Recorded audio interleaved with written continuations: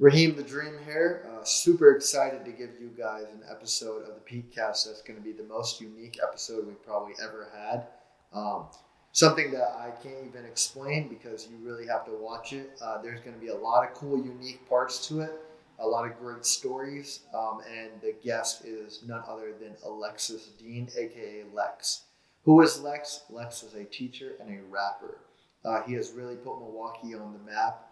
Continued to win big awards, but has continued to know that Milwaukee is his focus and kids are why he's doing this, keeping his purpose in mind and never giving up that. He's also going to share a great story. If you're a big basketball fan, he's going to talk about his conversations and moments and raps with Damian Lillard. So stay tuned and be excited to watch. It's not Dame time, it's Peakcast time. This is the Peakcast. Presented by Strive 365, where we strive to eliminate childhood trauma while equipping youth to become resilient and better our community. We discuss social and emotional issues affecting today's time while bringing you experienced leaders to discuss diverse topics in a fun and informative way. Strive 365 coming to you all the way live. Strive 365 coming to you all the way live. Everybody, welcome to another episode of the Peakcast. Hassan Rahim here, one of your co-hosts, along with my great co-host, JP. JP, if you want to go ahead and introduce today's guest, who I'm super excited to learn from and just seeing how unique he is. Definitely going to provide a different perspective that a lot of kids that you guys really can learn about your passion and know that you can do anything you want. Yeah, so this guy here, he went to the same high school as me, Rufus King, MPS. He also went to UW Milwaukee. He is a rapper, teacher, educator, and I think he's a great model for youth all around. Let me introduce you guys to Alexis Dean, aka Lex. Welcome, Lex. What's up? Lex, you tell us about yourself. Like, what do you do? What are you up to? Just give us a little bit about your background. Yeah. I like to start off by saying I'm busy. So that's one thing about me. But I'm always working. Like you said, I'm a teacher and I'm also a clean hip hop artist. And what I try to do is mix both of those things together. So when I'm in a classroom or on a playground or working with kids, I put my whole self as far as like how much I love music with those kids. But also, I just try to educate and learn from them and be a student at the same time. Right now, I am a nanny, but I was working with the Madison Metropolitan School District last year before COVID got crazy. But besides that, I'm also a camp counselor for a grief camp called Camp Hope. And I also just make a lot of virtual content now and fun videos through the Madison Public Library or with different organizations like Whoopin' Soccer, where we take kids' stories and we turn them into songs and videos and stuff. So that's super cool how you can be so creative.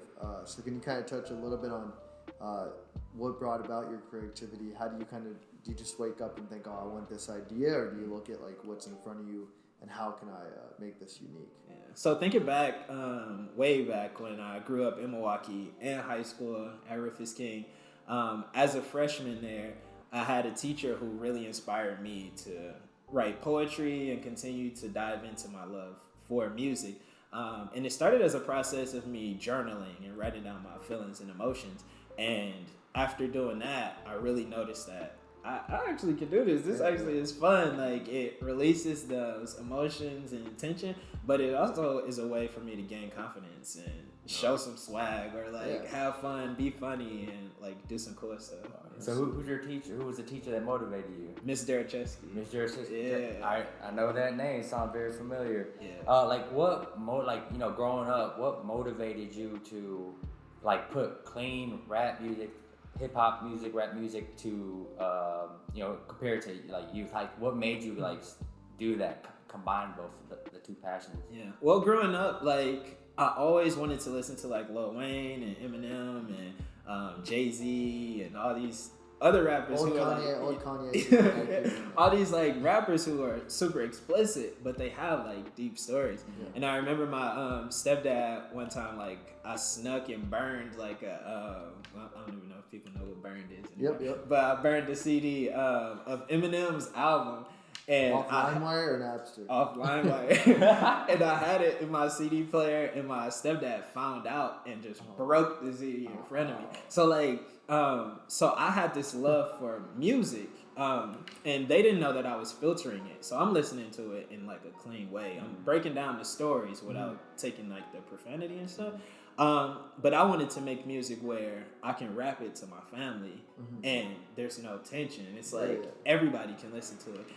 So that's the kind of music I make where it's still deep, it still has those real stories, but you can listen to it with your grandma, you can listen to it with the kids, and everybody's learning at the same time and having fun. That's cool, man. So you're really using it to tell a story. Do you go back and look at your old stuff that you've written and say, man, that was me back then? Yeah. Well, the first song I ever like really recorded in like my house on the computer mic was a song to like a T.I. beat, and it was about my mom, and it was just like that's where it started. That like love and like emotions coming out. So beautiful, man. So we do this thing on the podcast and we call it facelifts. So what facelifts is we have our core values here at Strive 365. The F stands for foster resilience. A is act with empathy. C is cultivate change. E is establish trust. And S is serve you. So if there's been any time, any situation as recent or any time in your life that you've used one of those core values, if you kind of want to walk us through that and why that core value really would mean something in that situation. I think I always go to a classroom or work with kids thinking about empathy and like thinking about emotions, because when I was a kid, like I don't know how many of my teachers knew like my dad died and then I was still coming to school, and like now I'm quiet, now I'm more reserved, but do they even know that this happened? How do I even tell my teacher that this happened? So like always thinking about like our students and kids coming to different spaces and not necessarily sharing everything with you. So just always trying, especially at like my camps, to be open with the kids and to say like, this is what I've been through, this is who I am, rather than just talking at the kids and asking them everything. Actually saying like, I'm a real person too, and this is what I've been through. So then that it's like we're on the same level now. So more kids are willing to share things with you if they can see, wait, you're gonna share things with me too. Yeah, that's crazy. What you just talked about is like everything we do in our peak team program. So we work at Milwaukee Academy of Science. And we engage with them through like fun activities, but we add in social emotional skills in there as well. But yeah, it's all about not asking versus telling, but you're trying to get to their level. Make sure they're in a safe environment, make them feel comfortable, and building relationships with them. And over time, they're able to express themselves more comfortable. Not many kids have a consistent mentor in their life. So if you're always there, you're building that connection, building that relationship with them, and then now when you see them, they're more comfortable to express themselves. Like, hey, what's going on? I see you down in the corner by yourself. Like, what's going on? Let's talk about it. And they're more willing to open up to you. But it's like, I like what you just said, like, just getting on the same level as them. So that really hit like what the Peak Team mission is, or Strive 365 mission, and what Peak Team program does. So. Yeah. And even thinking with like 4K and those small kids, literally getting on the level with them. Like whenever I come into a classroom, I'm like on the floor with the kids. Like, big. Like I'm playing with them on the floor. I'm like really engaged. They laying on the carpet. I'm laying on the carpet. Like we just playing with Legos or whatever. But they see that I'm not always towering over them. I'm actually with them. I'm becoming one of the kids with them. Like, and that's really important, because sometimes we get stuck in this like, I'm the adult, I need to make the rules. And rather than like opening up our minds to think like the kids and be a kid again. I totally agree. And that's really cool how, I think like you said, how each song you listen to, you've broken it down and tried to understand the story. A lot of times we just listen to a song and say, oh, it's Jay-Z, Kanye, Lil Wayne, but I just want to hear it because it's him, it's Drake, you know? But we don't really listen to and understand what the whole point of the song is. So it's pretty cool that you can do that, and then with each kid you're looking at him and saying, you know what, he has his story or she has her story. Yeah. So that's super cool that you do that. And there's rappers now that like I honestly don't know all the new rappers because it's like I don't know if I can take some of it, but there's like rappers like Lil Uzi Vert or like 21 Savage, and it's like we hear about the guns, we hear about like this sad dark side of it, but kids are connecting to it for a reason, and it's because they hearing the gunshots, they hearing like they have that mind state of what that rapper is talking about. So like though it can be hard for us to listen to sometimes, if the kids are gravitating towards this, it's for a reason. Definitely good point. So today's topic is artistic expression, and we're gonna talk to Lex a little bit more about how he used his passion for rap and hip hop to, you know, combine it with working with youth. And so, you know, my first thing is, Lex, the reason why I reached out to Lex was because I think a couple years back, I saw him on the news. He received an award. I'm not really familiar with it, but can you tell us about that award and, like, you know, what created all that buzz for you? Because it was pretty big. I was like, oh, I know that guy. So can you just tell us more about that? Yeah. So one thing I have been advocating a lot for is AmeriCorps, because I left Milwaukee a couple years ago to be with AmeriCorps because I just wanted to try something different. And it turned into me volunteering to be with the service or whatever, of helping other people. So when I became a literacy tutor through AmeriCorps, I was working hands-on with elementary kids, helping with their literacy, advocating for the neighborhood and those type of things. And I won an award. I won Most Impactful Member from Tony Evers, which was really cool. Congratulations. Yeah, thank you. Thank you. And then I won the national award too for just like AmeriCorps Member of the Year, which was really cool. We needed him to bring them. I need to pretend like one of them was mine and one was yours, you know?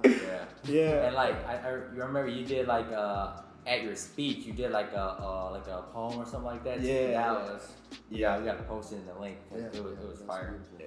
It was different because me personally, getting awards is cool, but I feel like that attention started to get to people only thinking about me. So I was like, how can I bring the kids with me to DC and like get them there without actually physically getting them there? So I just wanted to rap and like talk about the kids because they were the reasons why I was there in the first place. So I think it really connected with people rather than me saying like, oh, I thank my mom and I thank my dad. Like really being like, this is where I'm from and like this is what I'm doing it for. Man, that speaks volumes. I always say that's what true leaders do, is they look at the people who matter most and why they're doing it. They're not just saying, you know, he said it wasn't about me. It was about kids. So that speaks volumes, guys. Like if you want to know what a true leader is like, they don't think about themselves. They think of what their whole purpose is and why they're doing what they're doing, and especially when it's for kids, man, that's big. So we appreciate you just making the community better. And what I really like is you saying that you're not just staying in Milwaukee. He's going out and about, looking at different communities and how can I impact them as well. So cool. And I'm trying to take Milwaukee with me everywhere I go too, because a lot of people start to get more successful and then they leave the city and then don't come back. So everywhere I go, if people are like, oh, you are so amazing, I'm like, yeah, I'm from Milwaukee, there's other people who are doing this too, like just never throwing it in there on the map. So people don't think I'm just like an anomaly. Like there's a lot of great people in Milwaukee doing great things. So for me, a big thing, my passion is playing basketball. I just love watching it. Not last night though. What happened? He's a Heat fan. The Bucks. Yeah, I'm a Heat fan, so not really happy about what's going on. But it's okay. You know, we still enjoy the game. Bucks fan, so. Oh, well, congrats to y'all, man. 3-0. We're struggling. But it's okay, man. I hope Milwaukee enjoys their time. You know, everyone has time where they should rise. So I'm enjoying that too, at the expense of my Heat. But so basketball is a big passion of mine. Love playing it, love watching it. JP, a big passion of yours is basketball as well, tennis, a lot of different things you do. So it sounds like rapping and writing and expressing yourself is that's your method of expressing yourself. For me, I think basketball is therapeutic. Do you believe that's the same for you? And how do you use that really to express yourself and make sure that the message comes out how you want it to be, and help other kids know, hey, you can express yourself this way too. Yeah, well, basketball is my passion too. Like growing up, like it's perfect. yeah, I feel like that's common for black boys in Milwaukee, even like all genders. Like how it just is in Milwaukee is such a nice basketball culture here. But what hit me hard was I was playing basketball for my middle school teams, for AAU, and then when I got to high school, I didn't make the team. Like I was trying so hard to make the team. I think I tried out every year except for senior year. Yeah, but then I had to figure out, okay, if basketball isn't my thing, if it's not gonna work, what else can I do? What other gifts do I have? And that's what really gave me more time to work on my music and stuff. So I would write about how I felt about not making the team, kind of like that J. Cole story. But J. Cole, North Carolina. Yeah, yeah, but it's like it transferred from basketball being really therapeutic to music being really therapeutic, and both of them being entangled. So I try to tell kids, like, sometimes your dreams or things that you really want to do is probably not going to go exactly how you want. But now, instead of actually playing basketball, like, I know basketball players now, and like I'm rapping with Damian Lillard on like Instagram Live or like that type of stuff. Oh yeah, I forgot it, man. Talk about that part. Talk about you rapping on Dame too. Tell us about that. 'Cause that was a good. I seen that too, and that was crazy. Yeah. So Damian Lillard has this online competition every week called 4-Bar Friday, and I've been doing it for years. And within like a couple weeks of me doing it, like Dame flew me out to New Orleans for All-Star Weekend to perform and stuff with some other people who have done the competition. And like I've just built this like kind of bond with him through like the music and through 4-Bar Friday. So it was cool during the pandemic where he was like, how can we live it up a little bit? How can I foster some of the talents that people aren't getting to see? So we like tag team with Genius and Instagram obviously, and did like Instagram Live. So I got to rap over some Hitmaker beats, which is cool. That's too cool, man. Yeah. So it's cool, but like the other thing is like you're saying that he's really looking to help people who may not be heard of. Yeah. And then both of you guys are doing that together. You're not looking at it, oh man, I rap with Dame that I don't need to like look back. Both of you guys and everyone in that group is saying, hey, we still have other kids or other guys to go back and look for. So that's super cool that you guys are not just looking at, oh, we're here, but we can also bring these people up with us too. And that's the thing too. It was like the Instagram lives that we did, that was during like COVID at the highest, where everything is like closed, nobody's really going anywhere. Yeah. So he was like, how can we still make content and stuff for people during this time where everybody's stuck in the house? And I think that's important for teachers right now. Those stuff is still going in person, like still creating that virtual stuff, because we never know what's going to happen. So just being prepared. Yeah, during that pandemic, we used to do all of our programming in person, and so when that thing hit and everything was virtual, we had to pivot and start creating virtual content, and we had to get the video team in to do better quality video content. So it was a crazy switch for us, and then now, even though if we go back to in person next year, we always have the virtual curriculum and virtual tools if teachers want to access it to get more ideas. So I think you're kind of doing the same thing with what you got. So that's crazy cool. Bringing it back to the students, like what kind of methods are you doing just to get on their level and getting them to open up more? Like how are you creating that connection through whatever you're doing right now? Yeah. Lately I've been making virtual content that is taking children's books and turning them into rap songs. So like that's a great way to build that literacy, because one, I'm hyping up a book, so the kids are like, now I need to read that book. But it's also not just any book. But it's also showing them that like you can read something and then you can transform it into whatever you want. So like books aren't just this thing that we look at and then we're done with. Like it can inspire you to do something new. And I think that's one of the biggest ways we can attack like this academic gap that people keep talking about. It's like continuing to show that we don't have to just sit at a desk to learn. Like we can write a song about what we want to learn. We can record and use video. We can draw and use art. Like we can do anything we want in order to learn the different things, because there's a lot of different kind of learners. Right. There's not just one straight path. Everyone learn differently. Yeah. Would you say you're a visual learner? I think so. I think I'm a visual learner. Same like here. more, yeah. Like if it's, but at the same time, like music is that thing. Yeah. So like memorization comes easier when I'm like listening to like a song and my emotions are like turned on. All right. Yeah. So you kind of touched on how you're helping students out as far as like all these different things you're doing.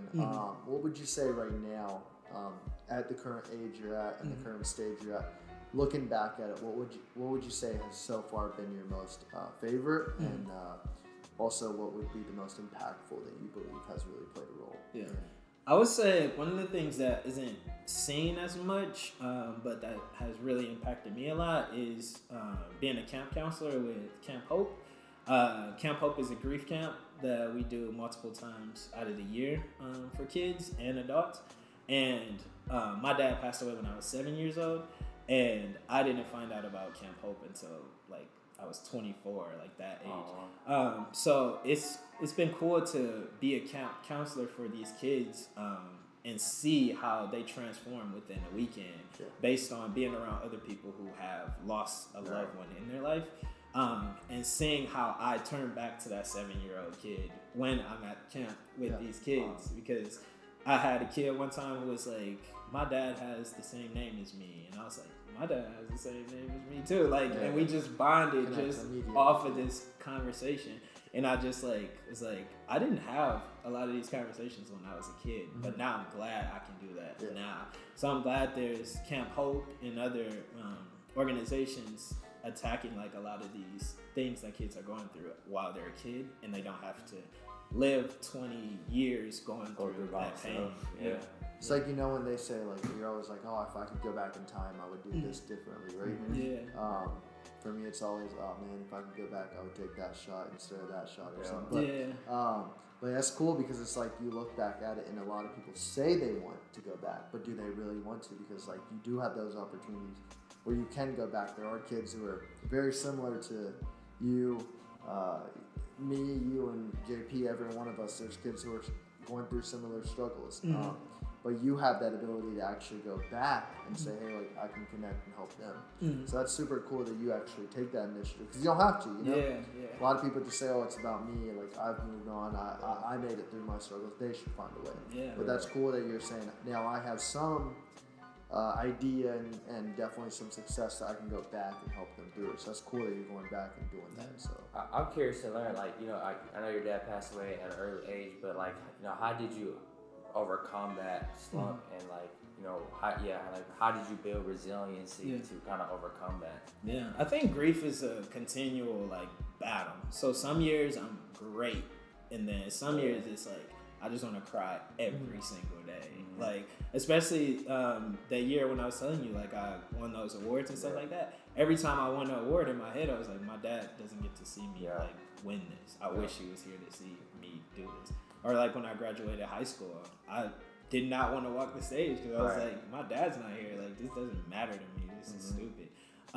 But I think doing things like going to camp helps me a lot, and also knowing that like my dad was a rapper too. He wrote like write rhymes and stuff like that too. So like using that process to feel like I'm more connected with him, meditating and challenging myself to answer questions while I'm meditating, to think about, okay, why am I sad about this? Why am I angry at him for dying? Like, these are things that like it's a natural, it's a natural thought process. So it's just constantly I'm like challenging myself, but also knowing what's my limit. Like, I can't be going too deep in at one time, and then now I'm depressed about it. So like knowing how far can I go, and then how much do I need to back up and say, okay, let me take a break, and now let me just relax for a little bit, and then dive more into like looking at his pictures, going through his old journal stuff. So, wow, that's deep, man. That's cool that you're carrying your dad's legacy too, in a sense. You know, like a lot of times when I've had friends family member passed away, I always tell them, hey, you have the opportunity to carry their legacy. You are their seed. But that's cool, man, that you really were able to carry that legacy because he was a rapper, and you're doing the same, and you're just impacting in a different way. We had JP's dad on. I always say JP. It was weird because I had him to my right and I had his dad to my left, and I was like, that's who you're going to become. So it's like you're able to carry the legacy. But a lot of people, you know, they don't really see that till they get older, and then you look back at it and you say, wow, like, I really did do something in honor of them. And my dad, like, I would say, was a product of, like, the streets in Milwaukee, like how rough it is, how it steers you down a path that isn't, like, as positive where people enjoy. So it's been also a thing for me because I know, like, he would be super proud to see that I'm like a teacher and working with kids and stuff, because though he was doing his different things that I didn't learn about until after he passed away, he hid all that stuff from me because he was like, I don't want you to become this. I want you to become somebody successful. I want you to do this. I wish I could do this, but I hope my son does it. So that was cool to see after he passed away that he actually fostered a lot of the great things that I'm doing now. That's amazing. So it was in the DNA. Yep, exactly. So, you know, let's do a little spin. I'm asking this question too. Name one influential person or teacher that has made an impact in your life. Look in the camera and give him a shout out and say thank you to him. Okay, is Lex going first or am I going first? You going first. Okay, I'm going first. So I want to say thank you, Coach Allison, for really believing in me, making me a captain on the lacrosse team and making me a starter and someone who just constantly has still been a part of my life.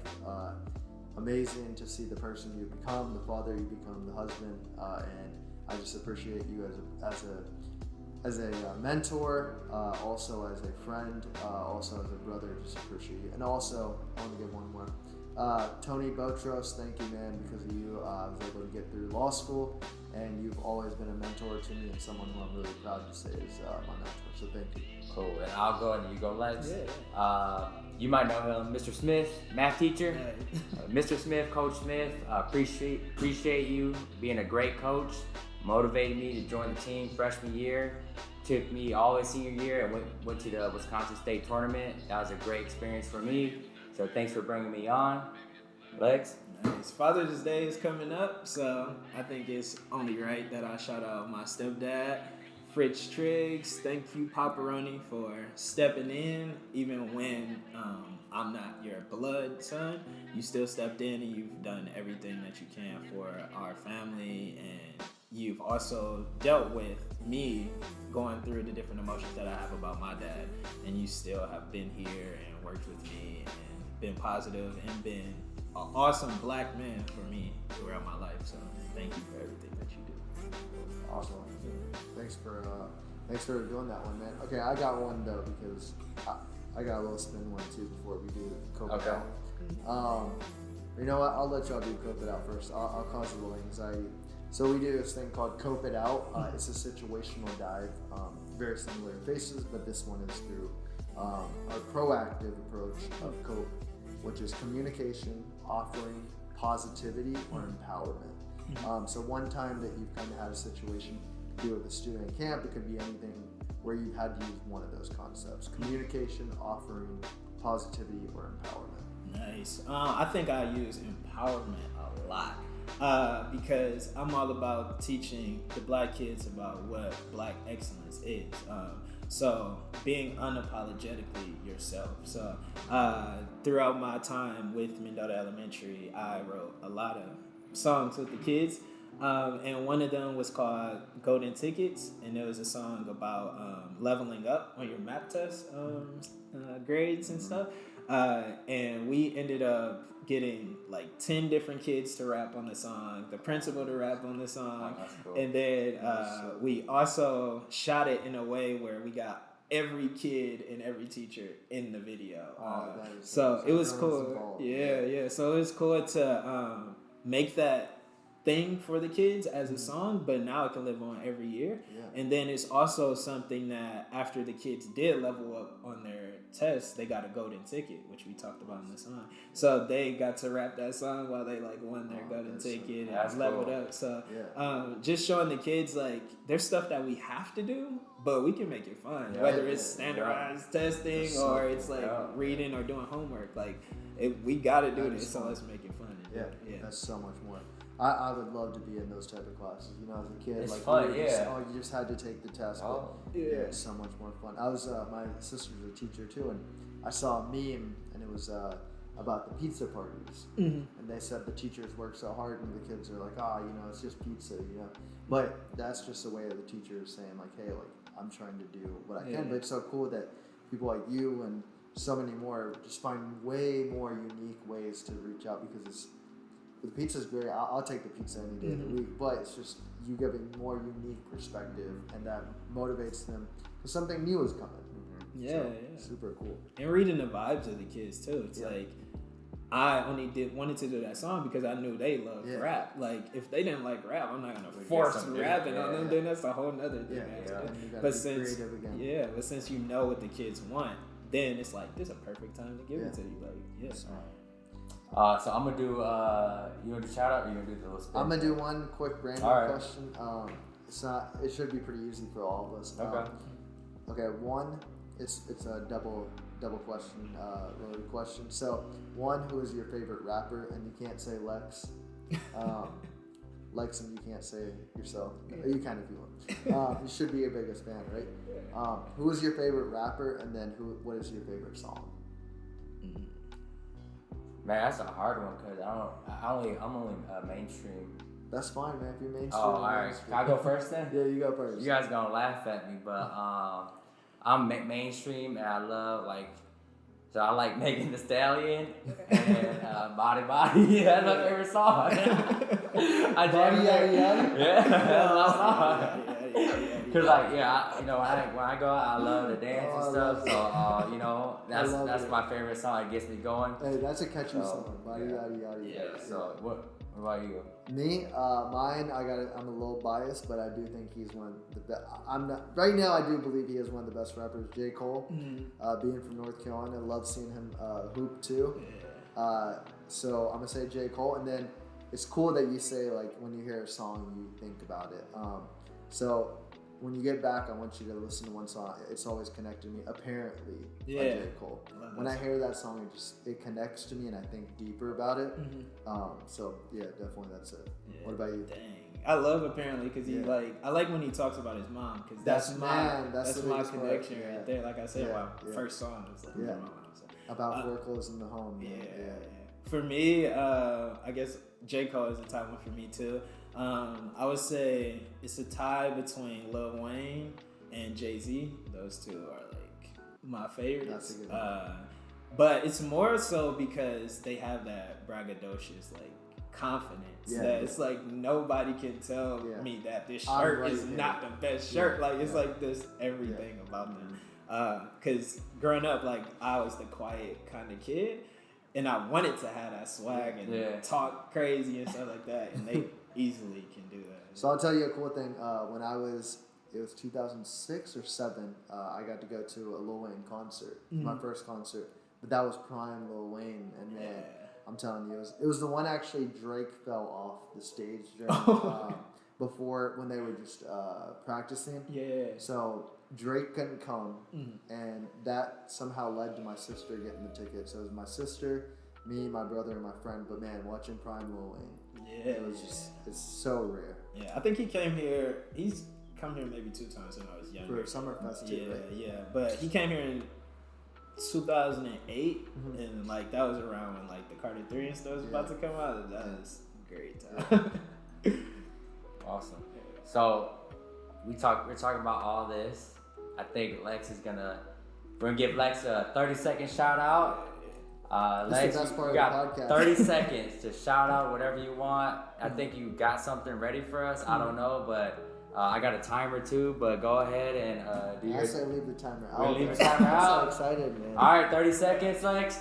Go ahead and shout out. Do whatever you gotta do. That's your camera? Yeah. Do your thing. I'll try to keep it 30 seconds. Lyrically, they mention me. Enemies never injure me. Feeling free with no censoring. Energy on infinity. When you think of your favorite rapper, I hope that you mention me. But wait, who's your favorite rapper in the industry? Now, how's that for a facelift? They doctored up the game, but me, I just got patience. Lex. Oh, hey, he used our core values in there. That was smooth. That was nice. That was nice. And then we were talking about, you're the favorite rappers, and we covered that. Wow. Was that a freestyle, or like you had that? Like, what's I going? just threw That was crazy. stuff together That was worked with cool. today. That was That so was smooth. cool. That's gotta be the best shout Dude, out. that's the best shout out. Sorry to anyone. You got a lot to catch up to on our shout outs now. Thank you, man. That was amazing. That was amazing. Thanks for having me. So, guys, just want you to take away a lot from Lex. Someone who has been through a tragedy, unfortunately, and we all go through some type of trauma in life. He didn't let that deter him. He found a way to keep pushing himself and become better and better. Used his special skills, being creative, and just having his passion lead him to being a successful person. But the best part I like about Lex is just his rap, by the way, but I really love how he said that it wasn't about him, it was about giving back. A lot of times, once we make it to the top, we forget, how we got there and who we're there for. So continue to keep rising. Every single day is a day you can rise, get 1% better. Live by the motto that I live by. Every day is a chance that you really can improve yourself and get better and fight to reach your dreams. So, Lex, we really appreciate you coming on and talking to the guest about how you have really motivated yourself in different ways and motivated other kids, but continue to keep doing it and know that Milwaukee is always going to be a part of you, and you're going to always do the best for Milwaukee and yourself. So thank you. And for the kids. Strive 365 coming to you all the way live. Thanks for tuning in to the PeakCast. Subscribe to our YouTube channel and all of our social media outlets for the latest content. See you guys soon.